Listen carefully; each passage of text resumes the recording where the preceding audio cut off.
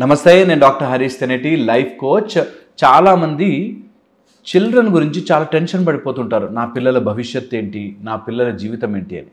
వాళ్ళ గురించి ఎంతనా సరే, ఎంత ఖర్చు పెట్టైనా, ఎంత పెద్ద స్కూల్లో అయితే అంత పెద్ద స్కూల్లో, ఎంత డబ్బులు ఖర్చైనా పర్లేదు, వాళ్ళకి అన్ని రకాల కోర్సులు, కోచింగ్లు ఇప్పిస్తూ ఉంటారు. వాళ్ళు ఏదైనా చేస్తే లైఫ్లో వాళ్ళు ఇంప్రూవ్ అయితే అంతకంటే మాకేం కావాలి అని. ఇలా చేస్తున్న ప్రక్రియలో చాలామందికి తెలియకుండానే పిల్లలు ఒక టైప్ ఆఫ్ రూడ్ బిహేవియర్లోకి వెళ్ళిపోతుంటే తట్టుకోలేరు. అంటే యాంగర్ అయిపోయి, ఊరికి అన్నిటికీ కోపం పడిపోయి, పిల్లలు ఈ రోజుల్లో చాలామంది యాంగర్ ఇష్యూస్ ఫేస్ చేస్తున్నారు. అన్నిటికీ కోపం అండి మా వాడికి, మా మాటే వినడు, మమ్మల్ని నీకేం తెలీదు పో అంటున్నాడు. ఎలాగా వీళ్ళకి అసలు ఇంత కోపం ఎందుకు వస్తుంది, ఎలా మేనేజ్ చేయాలి అని. సో ఇది బయట నుంచి చూస్తే ఫుడ్ హ్యాబిట్స్ మారిపోయాయి. పిల్లల్ని అన్ని రకాల ఫెసిలిటీస్ వాళ్ళకి ఇచ్చేయడం వల్ల వాళ్ళకి దేనికి విలువ తెలియకుండా అయిపోయింది.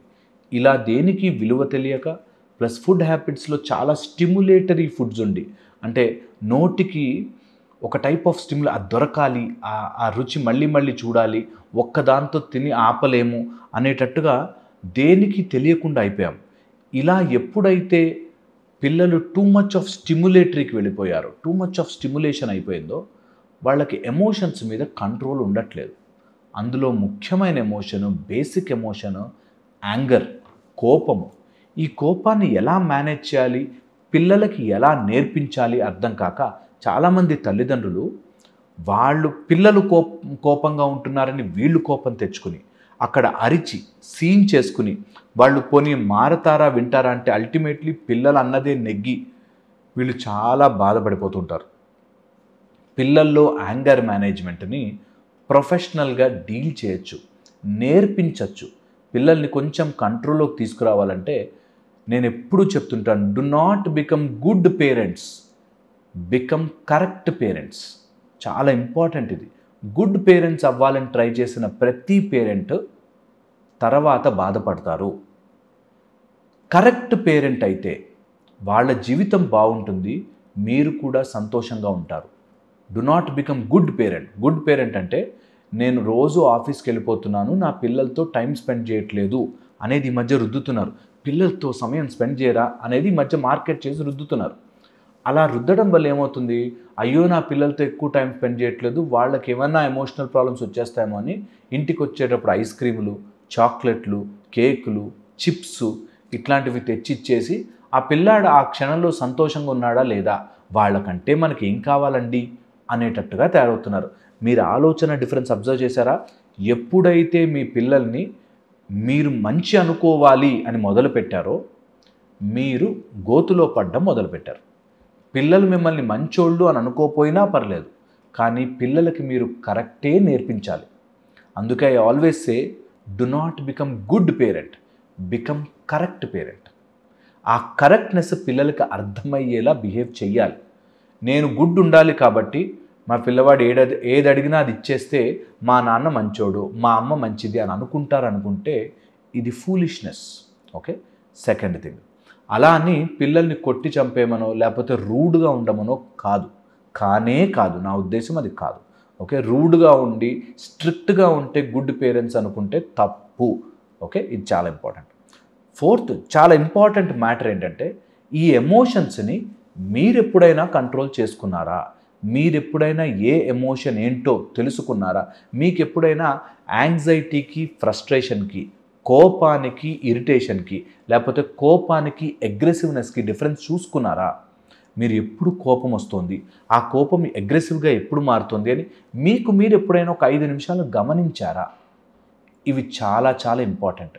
ఇది తెలుసుకోలేకపోతే మీకు ఎప్పటికీ ఎమోషనల్ అండర్స్టాండింగ్ రాదు, మీరు మీ పిల్లలకి ఎమోషనల్ అండర్స్టాండింగ్ నేర్పించలేరు. ఓకే. పిల్లలకి కనుక ఎమోషనల్ అండర్స్టాండింగ్ రాకపోతే, వాళ్ళకి అసలు ఆ పేరు తెలియకపోతే, ఇది కోపము, దీన్ని ఇట్లా ప్రాసెస్ చేయాలి అని మెథడ్ తెలియకపోతే వాళ్ళు ఎప్పటికీ దాన్ని అర్థం చేసుకోలేరు సరికదా. జీవితం ముందుకు వెళుతూ ఉంటే సక్సెస్ వచ్చి, లక్ వచ్చి, డబ్బులు ఉన్నా సరే ఈ ఎమోషనల్ మేనేజ్మెంట్ రాకపోతే జీవితంలో చాలా కోల్పోతారు. ఈ రోజులో అవసరమైనది, మరి ముఖ్యమైనది ఎమోషనల్ కంట్రోల్.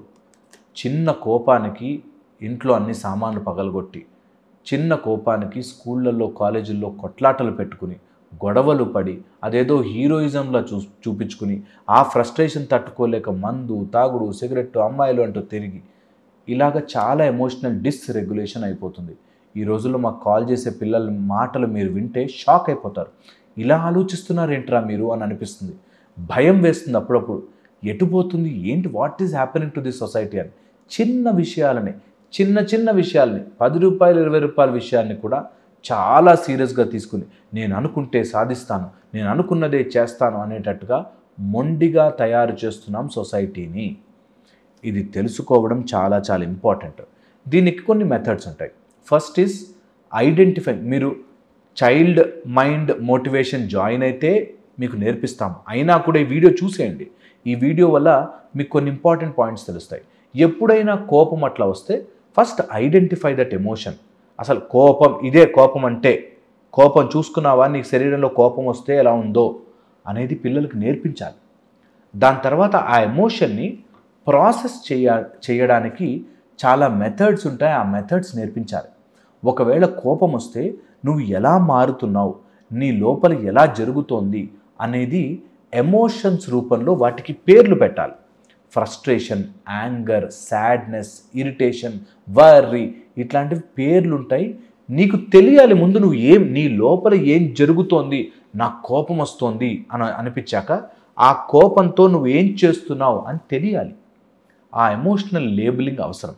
దాంతోపాటు ఎంత కాదనుకున్నా సరే ఫిజికల్ ప్రాబ్లం లింక్ అయి ఉంటుంది. అంటే వాళ్ళకి మైండ్ కొంచెం కంట్రోల్లో లేకపోవడం, తొందరగా ఆకలి వేయడం, కావాల్సిన పౌష్టికాహారం రాక వీటి వల్ల డిస్టర్బ్ అవ్వడం, తర్వాత ఎమోషనల్స్గా కొన్ని జరుగుతాయి, కొన్ని తప్పులు జరుగుతాయి, అందరికీ ప్రాబ్లమ్స్ ఉంటాయి, దట్స్ ఓకే అని నేర్పించలేకపోవడం. ఇలా ఈ ఎమోషన్స్ వస్తున్నప్పుడు నీ బౌండరీ ఏంటో తెలియక దాటి బిహేవ్ చేయడం. ఎంత కోపం వచ్చినా సరే ఒక బౌండరీ దాటి మనం బిహేవ్ చేయకూడదు. ఎంత ఫ్రస్ట్రేషన్ వచ్చినా కానీ ఒక లిమిట్ దాటి మనం మాట్లాడకూడదు అనే విషయం తెలియక చాలామంది నోటికి ఏదొస్తే అది మాట్లాడుతూ ఉండి అన్నిటినీ స్పాయిల్ చేస్తూ ఉంటారు. ఇలాంటివన్నీ చైల్డ్ మైండ్ మోటివేషన్లో మనం నేర్పిస్తాం. ఇది మీరు పేరెంట్స్గా చెప్తే కొంత వింటారో వినకపోవచ్చు, కానీ మేము ఒక ట్రైనింగ్ మెథడ్లా చేసి వాళ్ళకు ఒక నోట్స్ రూపంలో ఇచ్చి వాళ్ళని ఒక మెథడ్లోకి తీసుకొస్తే కాస్త ఇవి మారే ఛాన్స్ ఉంటుంది. కొంచెం వాళ్ళు ఎమోషనల్గా చేంజ్ అయ్యే ఛాన్స్ తొందరగా ఉంటుంది. కాబట్టి ఇలాంటి ఎమోషనల్ కంట్రోల్ కోసమో లేకపోతే చైల్డ్ మైండ్ కరెక్ట్గా మోటివేట్ అయ్యి ఇన్ ఎ రైట్ ప్రాసెస్లో ఉండడం కోసమో, యాంగర్ ఇష్యూస్ని ఫేస్ చేయడం కోసమో ఇది హెల్ప్ చేస్తుంది. సో మీకు గనక చిల్డ్రన్ నుండి వాళ్ళు ఒకవేళ గనక మంచి మార్గంలో ఉండాలి, ఐ థింక్ వీళ్ళు మంచి మార్గంలో ఉంటే ఎమోషనల్ కంట్రోల్ కరెక్ట్గా వస్తే బాగుంటుంది అని అనిపిస్తే, చాలామంది డబ్బు సంపాదించడానికి ఆలోచిస్తున్నారు కానీ ఎమోషనల్ కంట్రోల్ ఉండడానికి పిల్లల గురించి ఆలోచించండి. నేను చైల్డ్ మైండ్ మోటివేషన్ లింక్ పెడతాను, జాయిన్ చేయించండి. మీరు యాజ్ ఎ పేరెంట్స్ మీరు కూడా ఒక ఎమోషనల్ కంట్రోల్ నేర్చుకోండి and that will help you a lot. మీరు కనుక ఎమోషనల్ కంట్రోల్ నేర్చుకోవాలి అనుకుంటే మీరు మెడిటేషన్ జాయిన్ అవ్వండి.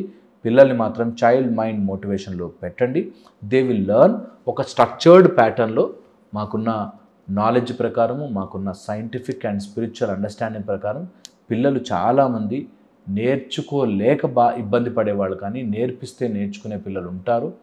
హోప్ ఇది వాళ్ళకి హెల్ప్ అవుతుంది అండ్ దాని ద్వారా మీకు కాస్త పీస్ ఆఫ్ మైండ్, వాళ్ళకి కూడా కాస్త వాళ్ళ లైఫ్ని హ్యాండిల్ చేసే పద్ధతి వస్తుంది. హోప్ ఇది మీకు హెల్ప్ చేస్తుంది. మళ్ళీ ఇంకో రోజు ఇంకో వీడియోలో కలుస్తాను. Thank you so much.